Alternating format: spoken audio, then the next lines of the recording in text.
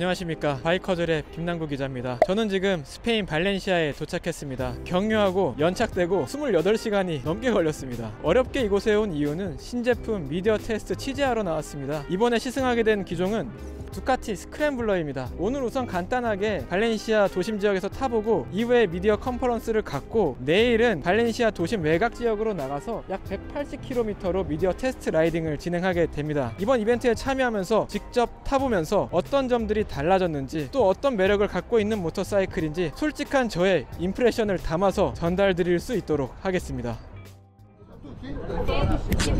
Everyone there?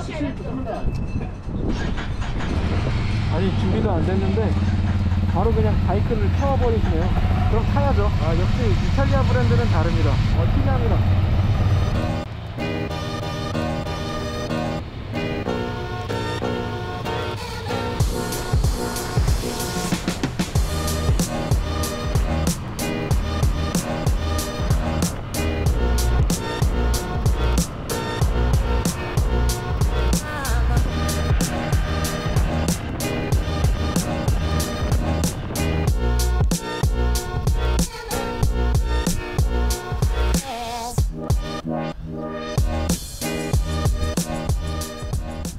간단하게 브리핑을 하고 1시간 정도의 자유시간이 주어졌습니다. 간단하게 타봤는데 약 30분에서 1시간 정도 라이딩을 하고 발렌시아가 해안도시여서 지금 치피로나 비치라는 곳에 도착했습니다. 간단하게 타본 임프레션을 말씀드리면 먼저 라인업 설명부터 드려야 될 것 같은데, 스크램블러 800 시리즈가 데저트 슬레드, 어반 모타드 등의 모델이 있었는데 모두 단정되고 지금 깔끔하게 3가지 기종으로 라인업이 정리가 됐습니다. 아이콘, 풀스로틀, 나이트 시프트, 이렇게 3가지 기종인데 지금은 아이콘 차량을 타고 나왔어요. 무게가 확실히 4kg이 감량이 돼서 그런지 토크가 더 좋게 느껴졌고, 시트고도 너무 낮고 795mm라고 하는데 그보다 훨씬 더 낮은 것 같고, 무게중심도 낮고 해서 대략 한 1시간 정도의 짧은 도심 라이딩이었지만 상당히 즐겁게, 토크풀하게, 그리고 편하게 도착할 수 있었습니다. 이번에 총 9가지 색상으로 출시가 됐는데 기존에는 아이콘 텐저린, 아이콘 레드, 아이콘 블랙 뭐 이런 식으로 해서 색상별로 따로 모델이 나왔는데 이번에 좀 깔끔하게 정리가 됐는데 어떻게 되냐면요, 먼저 여기 보이시는 옐로우, 그리고 저쪽에 블랙, 저쪽에 레드,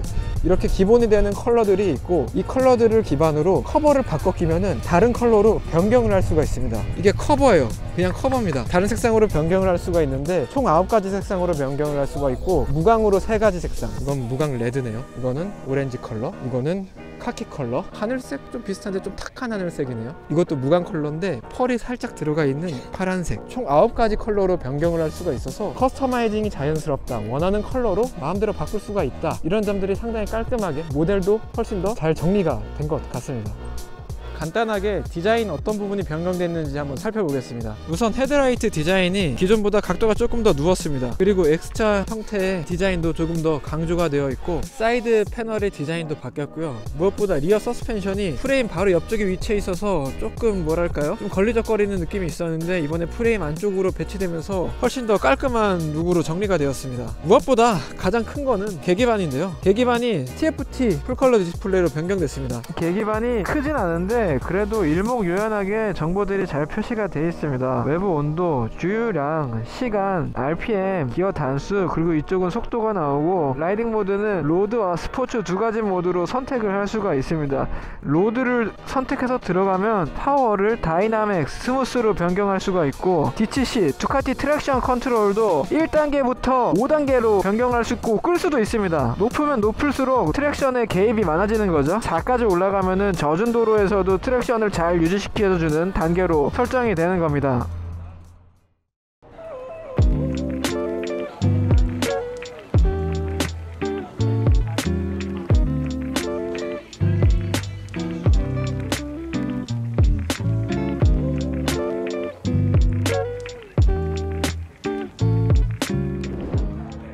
네, 프레스 컨퍼런스가 종료됐습니다. 프레젠테이션이 상당히 재밌는 방식으로 진행이 됐습니다. 총 20가지 스크램블러에 관한 문제를 내고 각 팀별로 그 문제를 맞추고 정답을 공개한 다음에 정답에 대한 내용을 해석해주는 방식으로 스크램블러에 대한 정보를 좀 더 알기 쉽고 재밌게 전달해 주었습니다. 일단 오늘 오후 라이딩 때 아이콘 기종만 시승을 했었는데 지금 현재 이 공간에는 나이트 시프트와 풀스로틀도 전시가 되어 있습니다. 한 가지 한 가지 살펴보면서 간단하게 특징을 설명드릴 수 있도록 하겠습니다.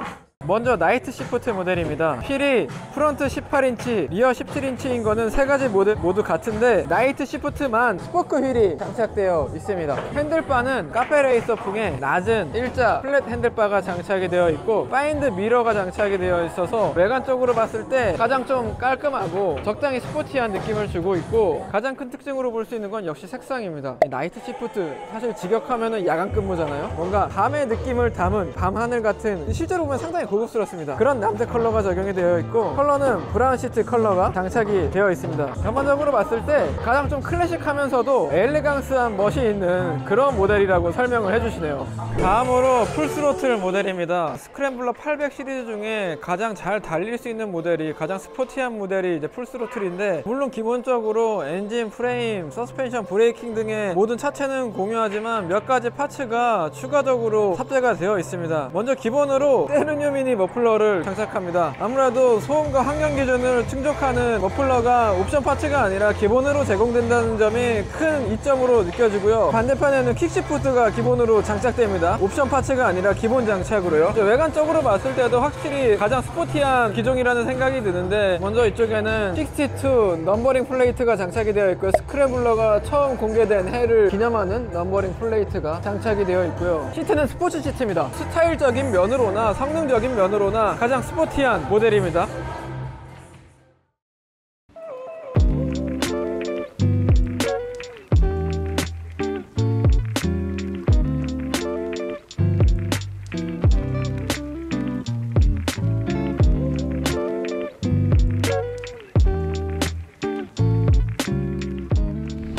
네, 이벤트 둘째 날입니다. 오늘 발렌시아 교외 지역으로 나가서 라이딩 테스트를 진행하고 이제 예열을 마치는 대로 바로 출발할 것 같습니다. 다행히 오늘 날씨가 무지 좋습니다.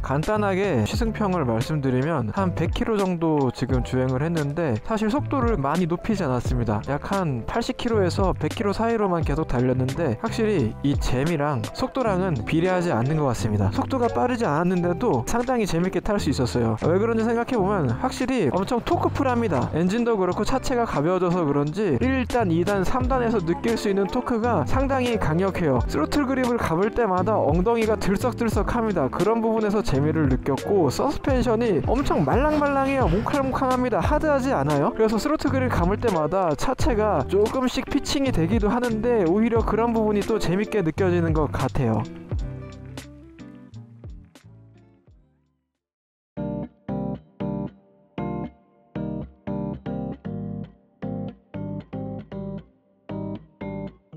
새로운 세대의 스크램블러는 몇 가지 디테일을 추가하는 것만으로 주행 편의성과 성능을 크게 향상시켰습니다. 우선 클러치입니다. 기존 스크램블러는 기어 변속 시에 페달이 조금 뻑뻑한 감이 있었습니다. 따라서 변속 피로도가 있었고 기어가 잘 들어갔는지 매번 신경을 기울여야 했어요. 하지만 신형 스크램블러는 시프트 드럼을 교체하면서 기어 체결감이 한층 부드러워졌습니다. 또한 전자식 스로틀이 탑재되면서 퀵시프트를 추가할 수도 있게 됐습니다. 시승 차량에는 퀵시프트가 없어 다소 아쉬웠지만 퀵시프트를 장착하면 한결 스포티하면서도 편안한 라이딩이 가능할 것으로 예상됩니다. 아이콘 모델과 나이트 시프트 모델은 퀵시프트가 옵션으로 제공되니 필수적으로 장착하시는 걸 추천드립니다. 전반적으로 즐겁고 부담 없이 라이딩을 즐길 수 있었습니다. 미들급으로 바이크에 입문하는 분들에게도 부담이 없을 것 같고 출력도 나쁘지 않기 때문에 세컨 바이크를 찾는 분들에게도 좋은 선택지가 될 것 같다는 생각입니다. 최고 속도는 시속 180km까지 내봤는데 가속력이 예상보다 훨씬 뛰어나서 깜짝 놀랐습니다. 최고 출력이 73마력으로 그리 높진 않지만 체감되는 출력이 그 이상으로 느껴집니다. 따라서 리터급 바이크와 함께 투어를 떠나도 부족하지 않을 것 같다는 생각도 들었습니다.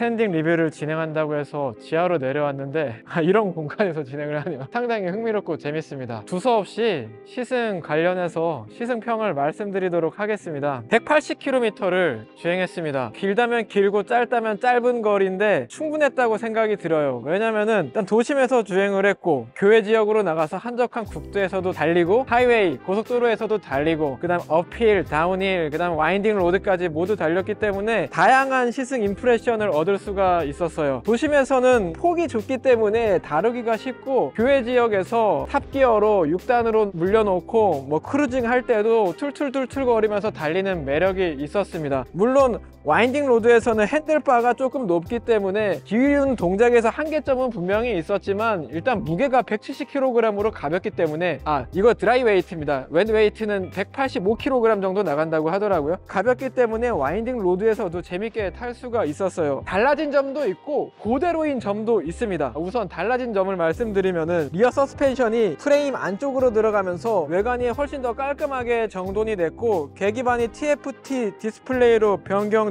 그 다음에 커버를 교체할 수가 있고 전자식 스로틀이 탑재가 되면서 다양한 전자장비가 업데이트되면서 상품성이 훨씬 더 개선이 됐어요. 근데 사실 진작에 바꿔줬어야 되는데 두카티가 그동안 스크램블러 시리즈에 너무 저는 무심했다는 생각이 듭니다. 그동안 파니갈레 시리즈나 스트리트 파이터나 그다음에 멀티스트라다 시리즈는 V2, V4, SR 하면서 여러가지 가지치기 모델들이 해가 멀다시피 해가 바뀌기도 전에 계속해서 신모델이 나왔는데 얘를 조금 더 챙겨줬어야 되거든요. 왜냐면 얘가 베이직이잖아요. 얘가 엔트리 모델인데 그래서 지금이라도 변경된 게 좀 다행이다 라는 생각이 들고 변경되지 않은 점도 있습니다. 엔진이 바뀌지 않았어요. 엔진이 800cc 공랭식 에어쿨 엔진이 그대로 장착이 됐습니다. 사실 저는 엔진이 바뀌지 않은 부분이 오히려 장점이겠다는 생각이 들어요. 자, 일단 한번 시장을 살펴볼까요? 뭐 이걸 어떻게 정의 내릴 수 있을지 한번 생각해 보면은 클래식 네이키드 스타일이라고 생각할 수 있을 것 같아요. 할리 데이비슨 스포스터, 뭐 야마하 XSR 900, 트라이엄프, 스트리트 트윈, 아니면 스크램블러 900, 혼다의 네오 스포츠 카페 시리즈도 이쪽에 속할 수 있을 것 같고 허스크바나의 필린 시리즈도 경쟁 모델로 볼 수가 있어요. 이 모델들의 공통점 모두 수랭식 엔진을 탑재합니다. 하지만 두카티는 이번에 데스모 공랭식 엔진을 그대로 유지를 했어요. 물론 수랭식 엔진도 토크가 훌륭하고 재미가 있죠. 하지만 이 공랭식 엔진에서만 느낄 수 있는 고유의 엔진 필링은 분명히 존재합니다. 그렇기 때문에 저는 상당히 즐겁게 탈 수 있었어요. 공랭식 엔진이긴 하지만 7,000, 8,000 rpm까지 활기차게 돌기 때문에 충분히 스포티하게 와인딩 로드도 달릴 수가 있었습니다. 엔트리 모델이 많이 업그레이드가 됐습니다. 스크램블러 시리즈가 업데이트가 되면서 보다 많은 분들이 두카티로 입문을 하고 더 많이 두카티의 매력을 느끼실 수 있지 않을까 생각이 듭니다. 참 두서없이 참 많이도 말을 했네요. 자, 여기까지 스페인 발렌시아에서 바이커들의 김남국 기자였습니다. 감사합니다.